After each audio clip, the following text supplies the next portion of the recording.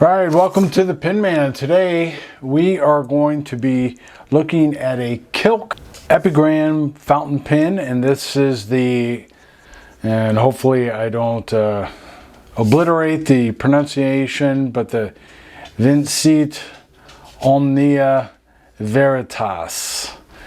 And it comes in this kind of thin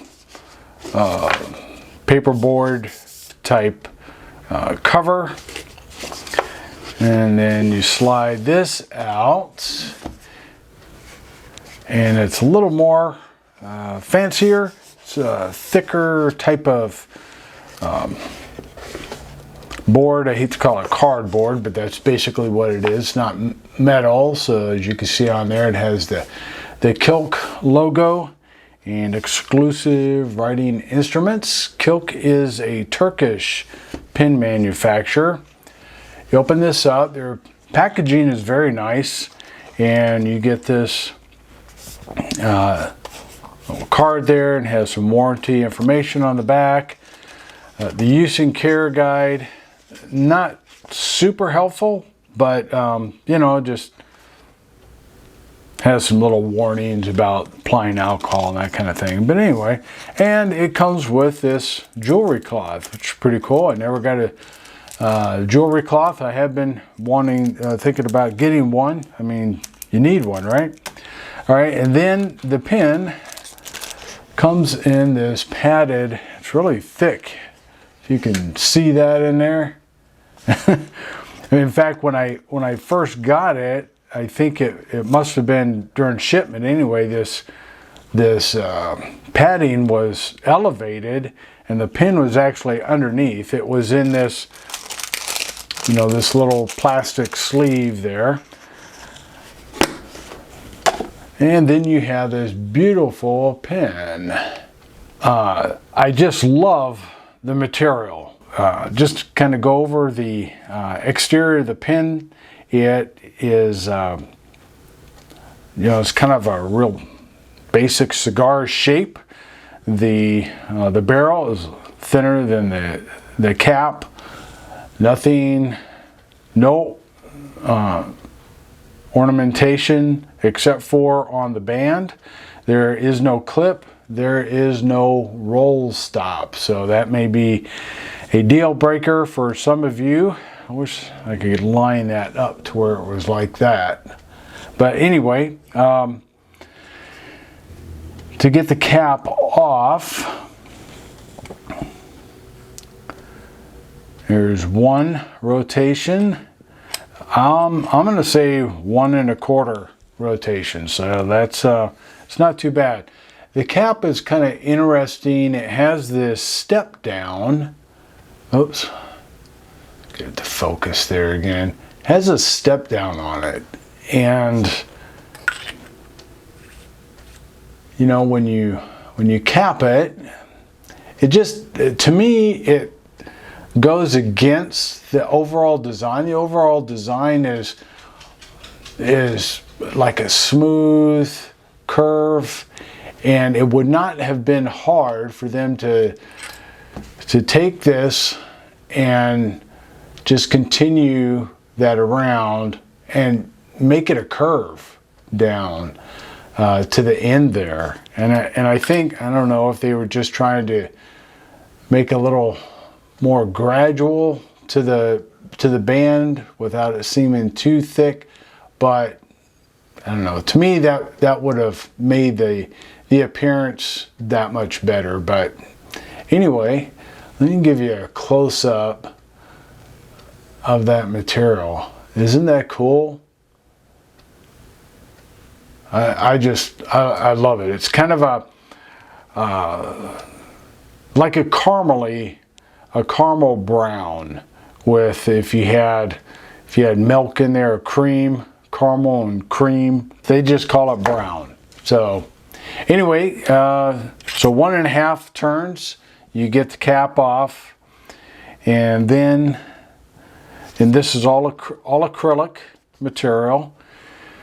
And then you have your nib. It's a number 6 size nib.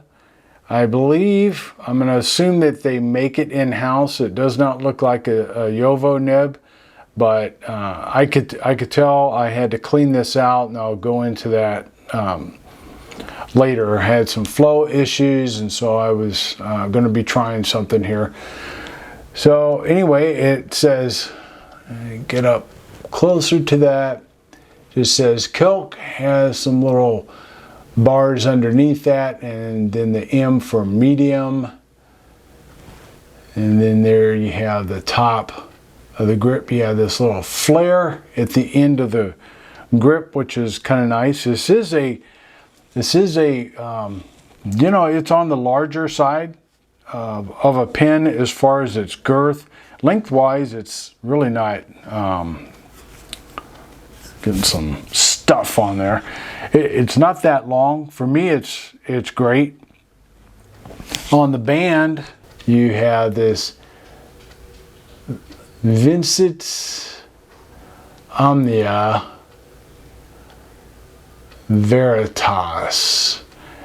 And the Vincit means conquer, Omnia all, and Veritas truth. So truth conquers all is what that means. And it's a metal, kind of metalish type. And let's see if you can get in, if we can get in there a little bit more again.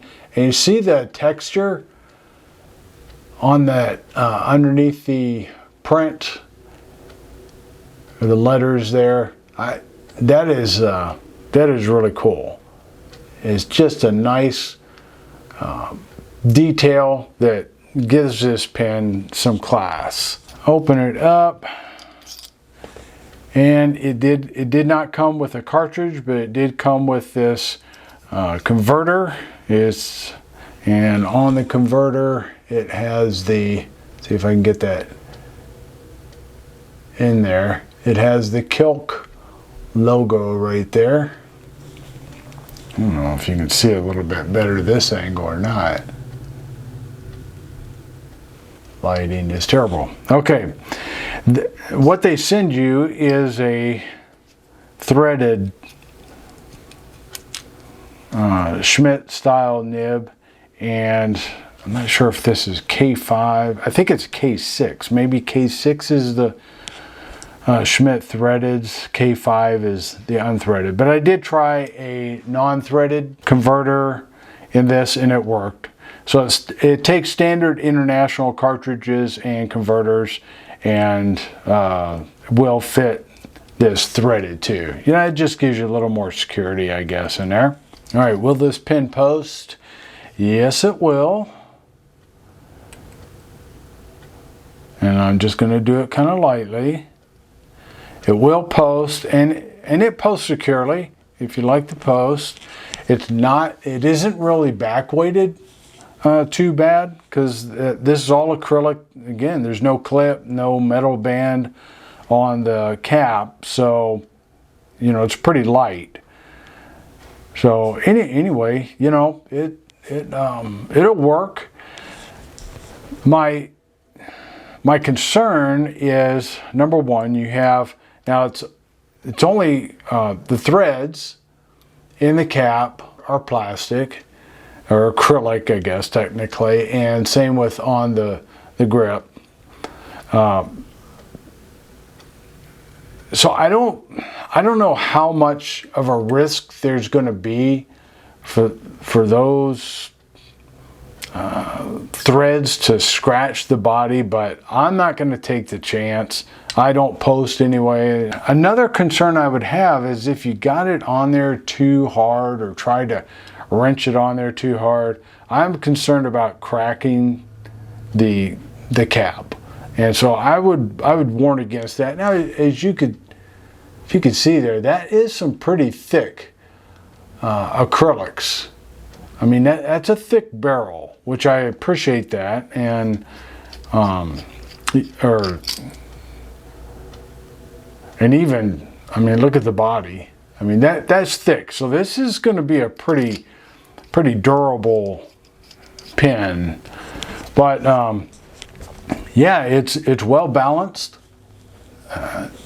I don't have a problem there at all. It does come in 3 colors. They have this brown, and they have a blue and green.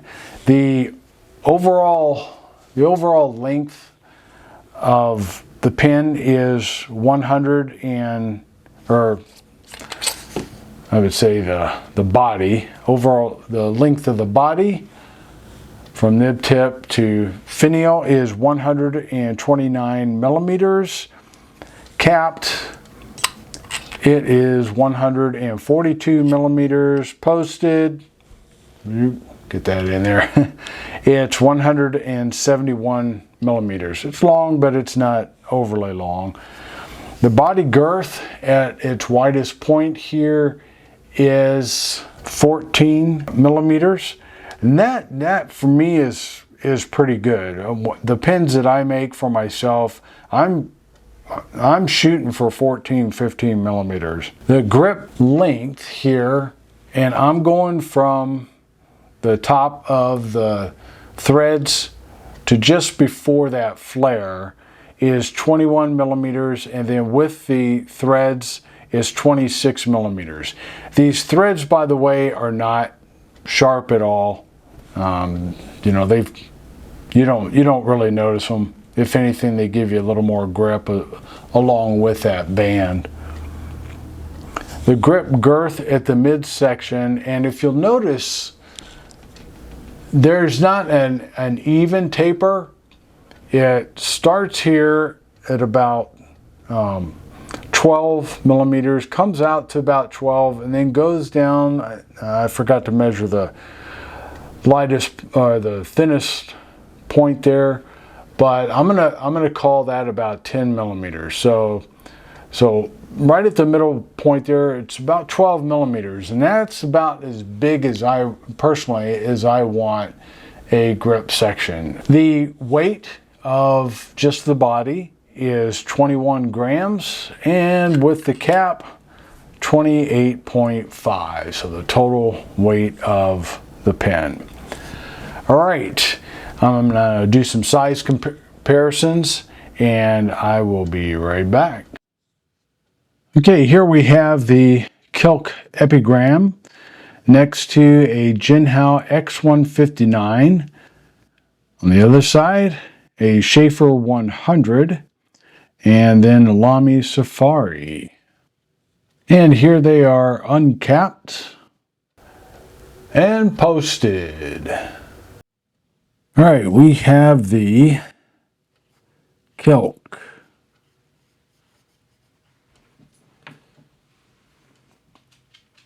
This is the Vincit Omnia Veritas. And it's the Kilk Epigram. You have a medium nib. Now there was a hard start on this. As I mentioned earlier, there was an issue that I was having with the flow on this pen. The ink I'm using is Monteverde.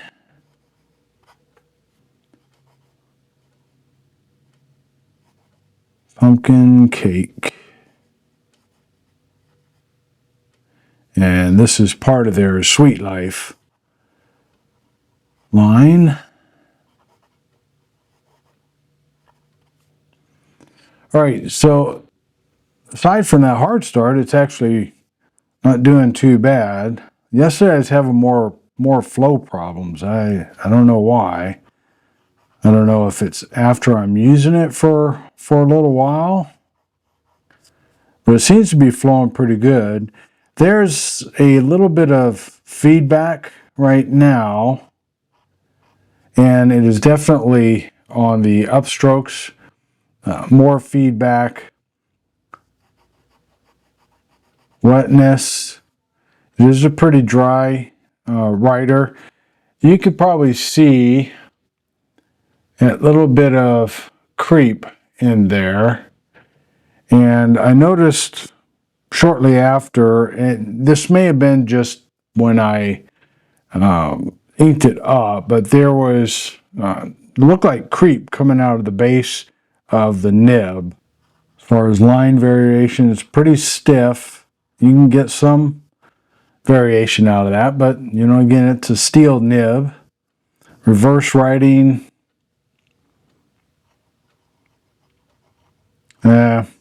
yeah, wouldn't go there. Like I said, it's pretty dry writer. Well, I'm pretty pleased. Now there was a little bit of a hard start there, you know, if you're letting it sit out a little bit. But then once it gets flowing, it doesn't do too bad. But it just seems like it doesn't even have to be out very long. And it's got a little bit of a hard start. See, just that upstroke sometimes. And then it's got that on the downstroke there. Okay, so now you're seeing some skipping going on. What I'm going to do is I'm going to change out the ink in this because that may be the problem. And I'm going to clean it out again and we'll see what happens. Be right back. Okay, I am back. I'm going to go through this again and I got kind of a different issue this time. Okay, so this is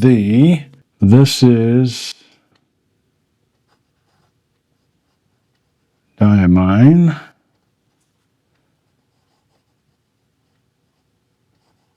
Chocolate brown. But I usually don't have trouble with that Sweet Life, but maybe that pumpkin cake's just getting too old or something.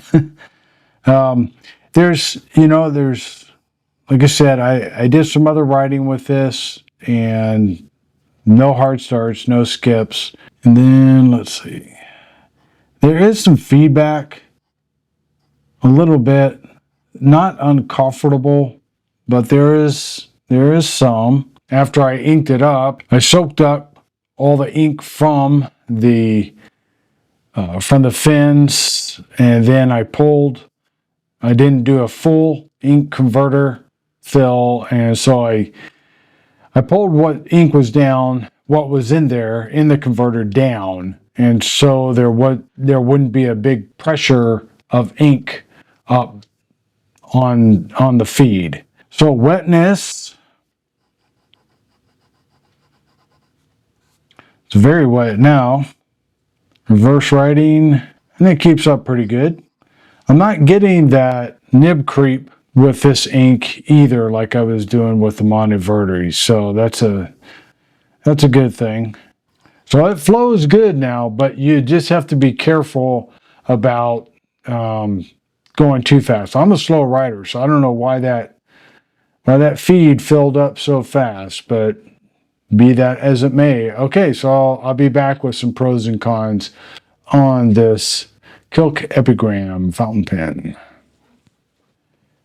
Okay, what are my impressions on the Kilk Epigram Truth Conquers All fountain pen?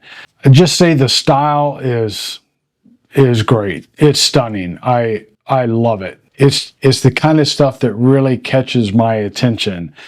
I think that the detail on the band is excellent. So overall, I mean, the pen is it's great quality. It's, nice material. They didn't skimp. It's thick, so it should be rugged. The body of the pen is, a nice size, especially if you like a little more girth. This is very close to that Jinhao X159.